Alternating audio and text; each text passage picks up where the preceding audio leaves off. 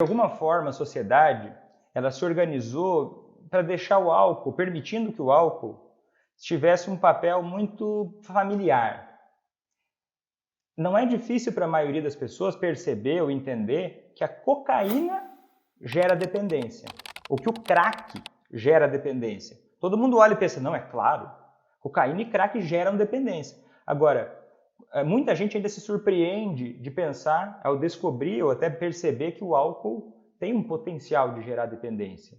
Tem um potencial de gerar dependência. Isso não é do nada, não é uma escolha totalmente livre. Só que assim, confunde muito porque muita gente bebe e não perde o controle. Muita gente bebe e não tem prejuízos consideráveis com o consumo de álcool. Mas algumas pessoas têm prejuízos e perdem o controle. E como é que a gente faz para perceber se isso está acontecendo? Né? Porque eu listei um pouco, agora eu quero aprofundar. É mais simples do que talvez a pessoa pense. Às vezes a pessoa fica procurando sinais graves. Olha, a pessoa não bebe de manhã. Se ele não bebe quando acorda, então ele não tem um problema com álcool. Calma. A gente consegue verificar isso muito antes de um problema tão grave se estabelecer. Que é como? Observando ali no dia a dia que a pessoa começa a ter prejuízos por beber, começa a ter a vida dela ficar menos boa, de alguma forma. E mesmo assim ela continua decidindo beber. É vendo que essa pessoa perde tempo demais bebendo. Às vezes o familiar fica tão preocupado pensando, se comparando com o álcool, pensando, poxa, será que ele prefere o álcool ou prefere a mim? E não percebe que isso é um sintoma. Eu não estou tirando a responsabilidade dele, tá? Não estou tirando. Isso tem um pouco de verdade nisso, um pouco de verdade na preferência da pessoa pelo álcool. Mas não é tão livre assim e é importante que você entenda para você não comprar um inimigo errado. Porque um dos sintomas é a pessoa perder tempo demais bebendo. Ela começar a perder tempo demais se recuperando do álcool. Ela perder tempo demais indo consumir álcool. Poderia estar, sei lá, estudando, poderia estar, sei lá, se divertindo de uma outra forma, melhorando a vida de alguma forma, cuidando melhor de alguma outra área da vida, e ela fica bebendo ou se recuperando dos seus efeitos. Isso a gente já consegue perceber já desde o começo. Olha, a pessoa vai numa festa e ela não se diverte na festa, porque ela nem lembra direito da festa porque ficou bebendo. Então até o lazer vai sendo prejudicado. A pessoa às vezes confunde, pensa, mas ele tem muito lazer porque ele bebe demais. É só enxergar como é que é esse lazer. A pessoa nem tem, não é uma coisa tão valiosa. Né? Podem ser experiências prazerosas de fato, para o alcoolista são muitas vezes experiências prazerosas ficar bebendo, mas não são valiosas. São experiências pobres, né? Que se pudesse escolher, não escolheria. Mas ele escolhe porque aquilo tem entrado num contexto de alcoolismo. Não só da parte da dependência, como um enfraquecimento das habilidades de lidar com a vida de outra forma. Então isso vai tudo se somando. E às vezes a pessoa vai moldando a própria vida para tentar reduzir esses prejuízos, ou a percepção desses prejuízos. Então isso pode deixar meio confuso. Por exemplo, um pai de família que sustentou a família a vida inteira.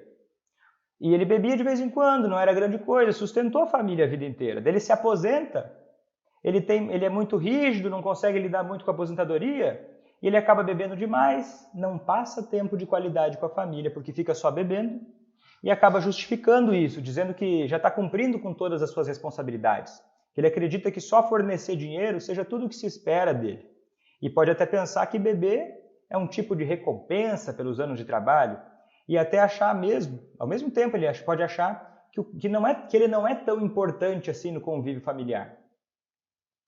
Percebe? São justificativas que vão se criando, que o próprio alcoolista não se dá conta assim. Porque às vezes você pode olhar para isso e ficar com raiva, né? Pensar, poxa, mas como é que o cara pode pensar uma coisa dessas? Mas isso faz parte desse problema. A pessoa começa a criar histórias na própria cabeça para justificar o consumo de álcool dela, para justificar que não é tão ruim assim, para ela mesma não perceber os malefícios ou não perceber os prejuízos. E daí olha que interessante, se a família fica com raiva disso e critica, aí ele interpreta isso como, não, é verdade, olha só, a família me odeia, então realmente eu posso me dar o direito, né? Inclusive todos são ingratos, porque eu estou dando dinheiro, e começa a ficar uma confusão na cabeça do alcoolista e na cabeça da família. Né? O que eu quero dizer com isso? E de novo, não estou passando a mão na cabeça de ninguém, tá? Não estou passando a mão na cabeça de ninguém. O que eu quero dizer com isso é que existem pessoas que se relacionam mal com o álcool. E essas pessoas que quando bebem têm prejuízos maiores. E é assim que a gente começa a calcular se a pessoa pode ou não pode beber moderado, se a pessoa vai lidar bem com álcool ou não. Porque quando ela começa a sofrer prejuízos maiores, essas pessoas começam a ter prejuízos maiores e elas não param de beber mesmo assim. Se deixar a coisa do jeito que está, ela vai tendendo a beber mais, sofrer mais prejuízos, e o prejuízo vai alimentando ela a beber mais, e aí a coisa se enrosca. E dependendo do contexto familiar, da forma com a qual a família vai se relacionar com o alcoolista, a percepção de problema dele acaba sendo minimizada ou não, certo? Principalmente por falta de entendimento, tanto do alcoolista quanto da família. De novo, tá? A decisão de beber é responsabilidade do alcoolista, é responsabilidade. Só que pensa comigo aqui, pelo tudo que a gente conversou até agora, perder o controle já não é tanto, é responsabilidade, mas não é bem, ele não escolheu, ele meio que assumiu o risco, mas aquilo ali é onde ele tropeçou, é onde ele não queria que tivesse acontecido.